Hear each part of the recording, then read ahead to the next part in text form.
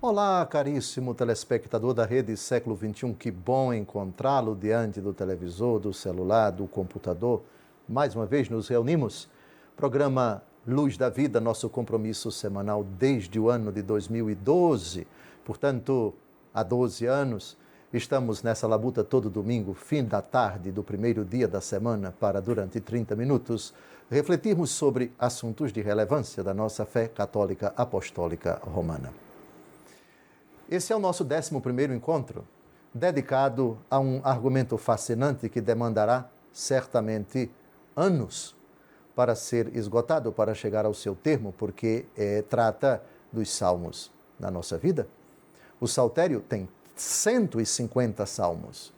A relevância do argumento é indiscutível, porque o livro dos salmos é o livro de oração dos judeus.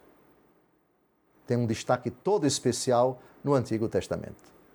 Da mesma forma, um destaque todo especial esse livro teve na vida pública de Jesus, enquanto fonte de oração e também da pregação de Nosso Senhor. Jesus rezou os salmos, Jesus pregou, e várias vezes em suas pregações ele faz alusões explícitas, citações literais dos salmos.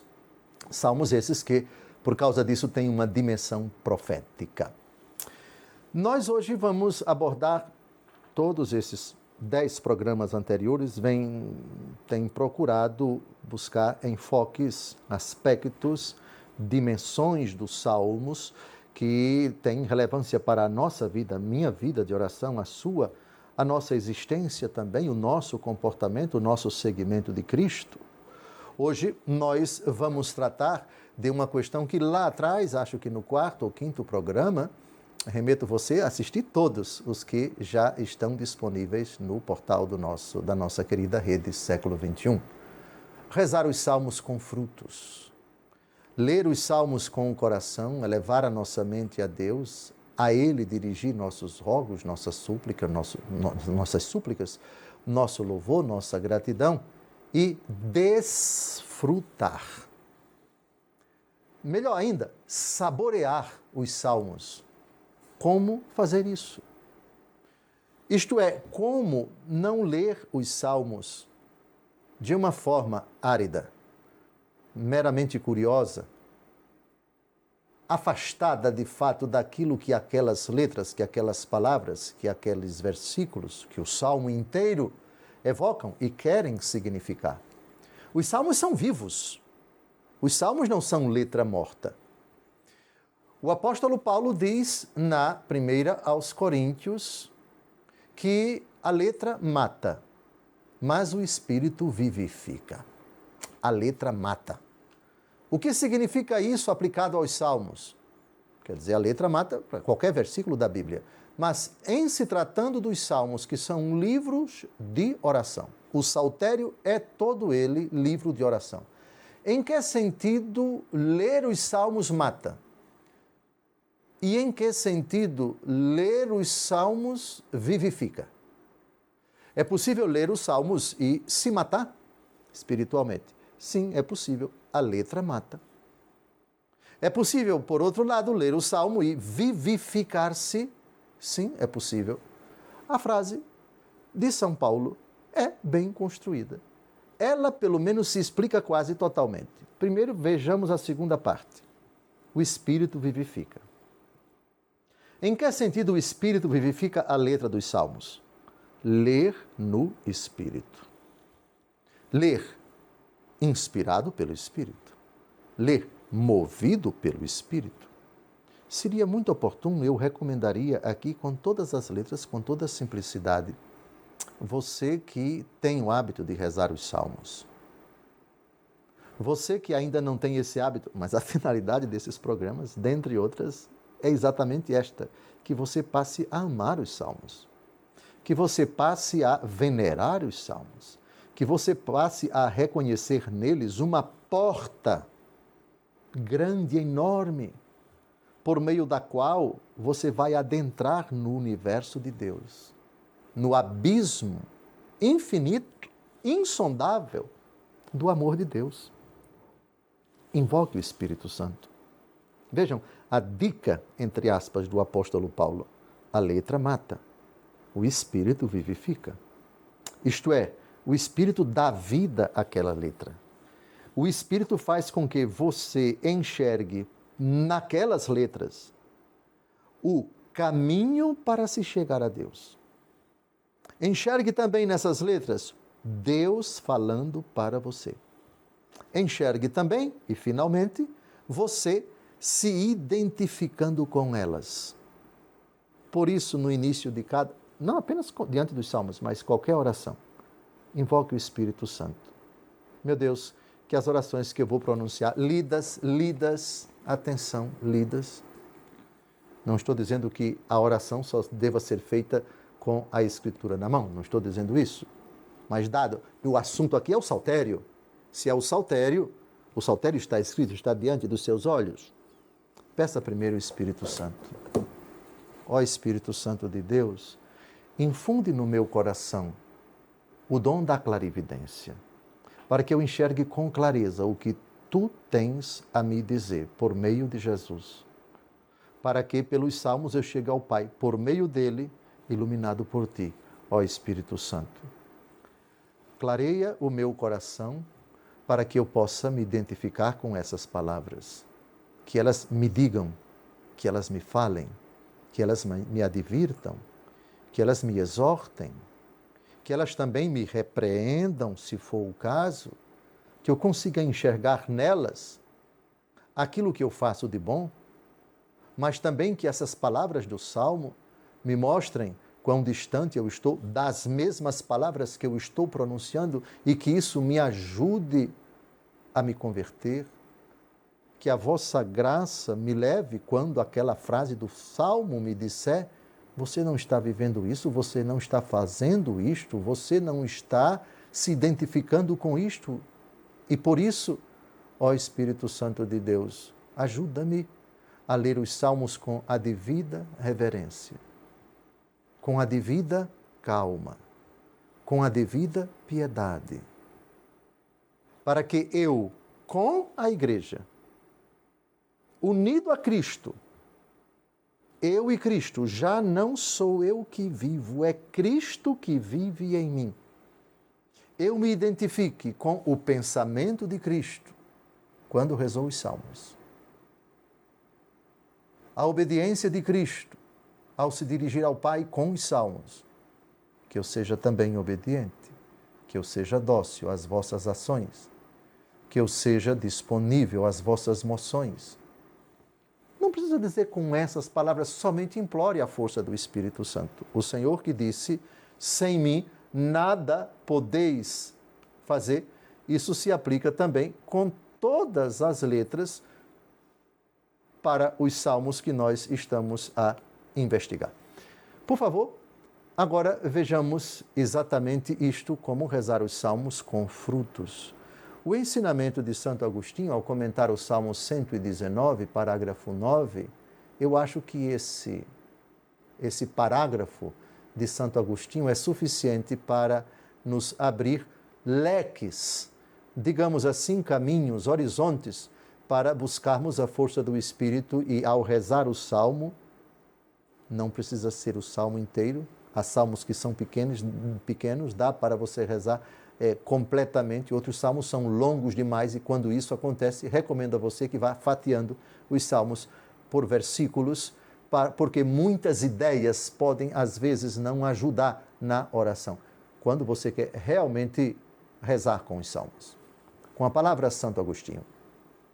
Para ouvirdes a verdade, irmãos caríssimos, não podereis provar a realidade do que cantais, se não começardes a praticar o que cantais.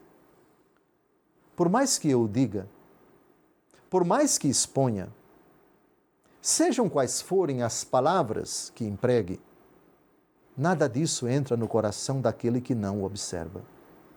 Começai a agir e vereis o que falamos. Então, a cada palavra correm as lágrimas, Então o salmo é cantado, e o coração faz o que o salmo canta. Pois quantos não fazem ressoar sua voz e ficam mudos no coração? E de quantos calam os lábios e clamam os afetos? Porque os ouvidos de Deus estão atentos ao coração do homem, como os ouvidos do corpo atendem à boca do homem, assim os ouvidos de Deus ao coração humano. Muitos de boca fechada são atendidos e muitos com grandes clamores não são ouvidos. Devemos rezar com os afetos. Eita bomba! Eita que maravilha! Rezar com os afetos, isto é, o estado da minha alma agora está esse. Eu tenho que me enxergar como eu sou. Eu tenho que ser honesto, não somente comigo, mas principalmente diante de Deus, que conhece de fato a minha vida. Se eu estou com medo, se eu estou cansado, se eu estou carente, se eu passo por uma limitação, se eu preciso do arrego de Deus, do carinho de Deus, do afago de Deus, eu devo traduzir a minha leitura dos Salmos, a minha oração dos Salmos, com o que está dentro do meu coração. Se eu impeço que aflore o estado atual da minha alma, cansado, aflito, angustiado, ou então vivendo nas trevas, se eu tranco isso, guardo tudo isso, não revelo tudo isso, não identifico tudo isso com as palavras do Salmo, qual o fruto que eu vou tirar? Interessante o que Santo Agostinho diz. Muitos não pronunciam muitas palavras, aliás, nenhuma palavra, e rezam do fundo do coração, sem ler, sem pronunciar os salmos. Isso é uma oração verdadeira, sem desmerecer os salmos enquanto tais. Já outros rezam com os salmos, mas sem um afeto do coração. É como se Santo Agostinho dissesse: procure juntar toda a bagagem, tudo de sua alma, o que há de bom e o que há de podre, se é que há. Por favor, apresente tudo isso. Aqui está o manancial. Mas é preciso que esse manancial jorre você abrindo as comportas do seu coração. Isto é, eu e minhas dores, eu e minhas quedas, eu e meus fracassos, eu e minhas vitórias, eu e meus anelos, eu e meus desejos. É tudo isso que eu devo carregar e jogar, por assim dizer, nas palavras do Salmo, enxergando o que elas me dizem, confrontar o meu estado de alma hoje com aquilo que ela está me falando verdadeiramente e unir as palavras do Salmo com o meu estado atual de vida. Nervoso, tenso, alegre, inseguro, carente, aflito, preocupado, e jogar tudo isso nos braços do Pai por meio de Cristo na força do Espírito. Está terminando o nosso primeiro bloco, não saia daí. Depois desse breve intervalo, nós retomaremos esse argumento fascinante. Um grande abraço.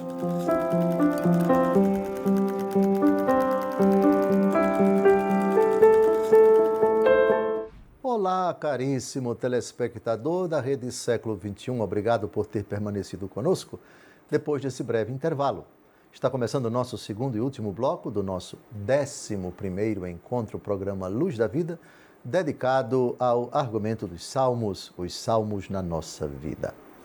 Argumento que vai demandar, eu lhes garanto, centenas de programas, porque a proposta é exatamente essa. Depois dessa introdução, e ainda estamos nela, e ela vai demandar mais ainda alguns programas, talvez o dobro, 20 ou 25 programas, não sei. Vamos entrar em cheio no comentário dos Salmos, um por um, para, com os padres da igreja, sempre com os padres da igreja, aurirmos desse manancial que é tão importante para os judeus, é o manual, o livro de oração dos judeus. Em termos de oração, é o mais importante do Antigo Testamento para eles, para nós cristãos também, mas para nós a importância se deve ao fato de que Jesus os rezou. Jesus se alimentou espiritualmente dos Salmos.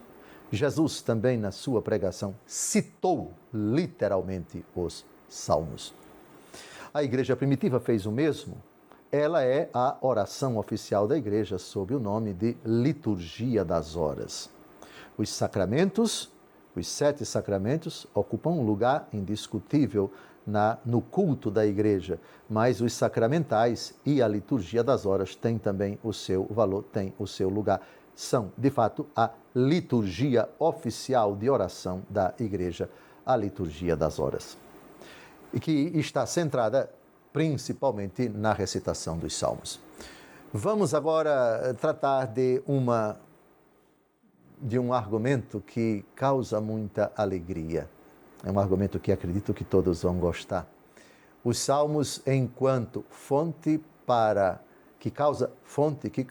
causa da alegria do nosso coração.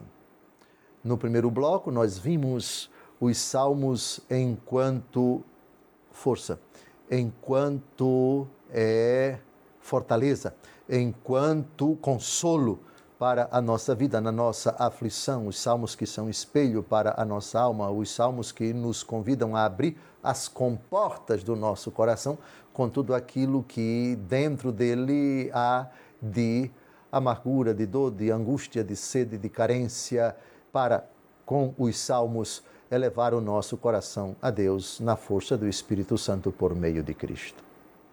Mas agora vamos a o argumento que vamos desdobrar agora com Santo Agostinho, ainda que os salmos sejam de lamentação, o contexto do conteúdo dos salmos seja de sofrimento, de dor, de provação, de perseguição, ler os salmos é alegrar o coração naquele momento tão angustiante, tão lancinante, tão difícil, tão provado, que é o momento em que derramamos lágrimas, o momento em que nos sentimos traídos, abandonados, enfim, naquelas situações limite da nossa vida, e elas não faltam, e elas sempre recorrem, cada uma com sua peculiaridade, com sua gravidade, com sua duração, com sua especificidade tão dramática, tão única.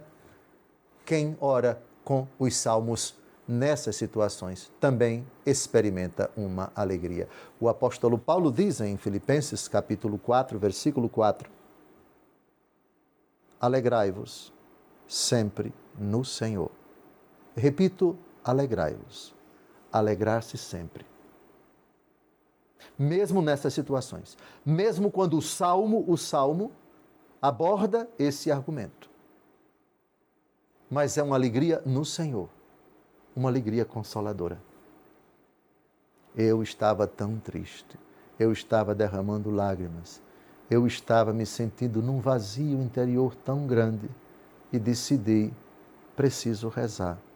E abri a minha Bíblia e o texto que me veio ao encontro, abri no livro dos Salmos e folheei, e me ative, e parei, e detive os meus olhos nessas palavras, pedi as luzes de Deus e comecei a rezá-lo pacientemente, sem pressa. E Deus foi me mostrando com essas palavras que o meu sofrimento não é infinito, que a minha dor não é maior do que o seu amor por mim. E Deus foi me consolando. E eu fui lendo, e fui experimentando uma paz interior. E fui experimentando uma graça que não é deste mundo, afável, indescritível, continuada. E aí as feridas do meu coração foram amainando. E por aí vai. Sim, eu citei esse exemplo dramático, essa situação dolorosa que às vezes bate à nossa porta, justamente para mostrar que também na dor, os salmos, se rezados com as devidas disposições, trazem alegria para a nossa alma. Com a palavra, Santo Agostinho, abordando a alegria que deve trazer ao nosso coração a leitura espiritual, a leitura piedosa do saltério, a leitura piedosa dos salmos. Delícias de nosso espírito são os cânticos divinos, e mesmo as lágrimas que os acompanham são alegres. Não há recordação mais agradável ao fiel peregrino neste mundo do que a daquela cidade longe da qual peregrina. Mas a recordação da cidade durante uma peregrinação vem acompanhada de dor e suspiros. A esperança certa, contudo, de nosso regresso, mesmo durante a peregrinação, consola e exorta os tristes. As palavras de Deus arrebatem vossos corações e vosso Senhor reclame sua possessão, isto é, as vossas mentes, para que não se desviem para outro objeto. Cada qual esteja totalmente aqui, de sorte que aqui não esteja, isto é, esteja totalmente embebido na palavra de Deus, que soa na terra para nos elevar e não ficarmos sobre a terra. Deus está conosco, para que nós estejamos com Ele. A fim de estar no meio de nós, desceu para junto de nós e leva-nos a estar com Ele, a fim de para Ele subirmos. Maravilhoso. Aliás, dizer que São Santo Agostinho é maravilhoso diante de tantas citações nunca é repetitivo. Deus Todo-Poderoso que na nossa dor vem estar conosco. Ou seja, você está triste? Agora você está diante do manancial que sou eu. E eu que sofri mais do que você. E eu que me afligi mais do que você. Agora estou aqui juntinho de você. Para lhe dar a paz que eu dei para você. Aquela que eu prometi, a paz esteja convosco. Eu vos deixo a paz, eu vos dou a minha paz, não vos-la dou como o mundo a dá. Compreendo perfeitamente todos os teus sofrimentos, estou aqui com essas palavras que são minhas, a te instruir, a te recordar, a te fortalecer. Que belo! Ou seja, na leitura dos Salmos, Cristo reza em mim. Depois, Cristo fala para mim. Depois, Cristo me leva para Ele. Tem um salmo, o Salmo 127, que traz uma alegria tremenda. É um salmo de alegria, mas também que mostra quão precária é a nossa situação aqui na Terra, ainda que experimentemos momentos de felicidade. Por isso estamos a caminho. O nosso desejo é ancorar na praia definitiva que é o céu. Descer do barco depois de uma longa tormenta, a da nossa vida, e repousar em Deus. Faça isso agora, vai aparecer aí na tela do seu computador, do seu televisor, do seu celular, um dos salmos mais bonitos que toda família deveria rezar de quando em vez. Cântico das peregrinações. Felizes os que temem o Senhor, os que andam em seus caminhos. Poderás viver então do trabalho de tuas mãos, serás feliz e terás bem-estar. Tua mulher será em teu lar como uma vinha fecunda. Teus filhos em torno à tua mesa serão como brotos de oliveira. Assim será abençoado aquele que teme o Senhor. De Sião te abençoe o Senhor, para que em todos os dias de tua vida gozes da prosperidade de Jerusalém, para que possas ver os filhos dos teus filhos. Reine a paz em Israel. O salmo do anelo da família feliz. Aquele que teme o Senhor, ele tem uma esposa fecunda. É feliz, tem bem-estar, os filhos ao redor de sua mesa, todos eles, os bruguelinhos, todo mundo reunido. A mãe toda feliz, congregando os garotos, cuidando da comida, o pai abraçando o caçulinha. Depois do almoço, aquele encontro fraterno, um estando do lado do outro, se abraçam, se beijam. Depois desse encontro fraterno, vem o trabalho, ela corre para garantir o pão de cada dia, ele também leva as crianças para a escola. Depois vem aquela correria e o salmo termina depois que essa família avança no tempo, os garotos crescem, cada um se forma, segue a sua vida, esse casa, aquela também, esse vai fazer o mestrado, aquele vai fazer o doutorado, a especialização. Depois, com um certo tempo, as rugas começam a aparecer, os cabelos começam a cair, poucos que ficam começam a mudar de cor, ficam pretos, a não ser que a mulher vai tingir o cabelo, né? Mas normalmente vai ficando velho, enfim, começa a dobrar o cabo da boa esperança. Depois vem o casamento dos filhos, depois vem os netos, os filhos dos seus filhos. Tudo na fidelidade a Deus, no temor a Deus. O que é que se pode esperar mais desta vida? Como Deus é bom! O que há de reclamar esta pessoa que teme o Senhor, que viveu segundo sua palavra, uma família abençoada? Compreenderam? Está terminando mais um encontro. É um manancial inesgotável de alegria, de paz, de inspiração, que se aplica a todos os momentos da nossa vida, para agradecer o bem que estamos experimentando, para louvar a graça que recebemos até então, e para pedir a Deus o sustento, a alegria, a paz, a vitória para as nossas conquistas, o livramento para as provações, as tentações, as tribulações deste mundo. Tudo isso será investigado nos próximos anos. Deus abençoe sua vida. Um grande abraço.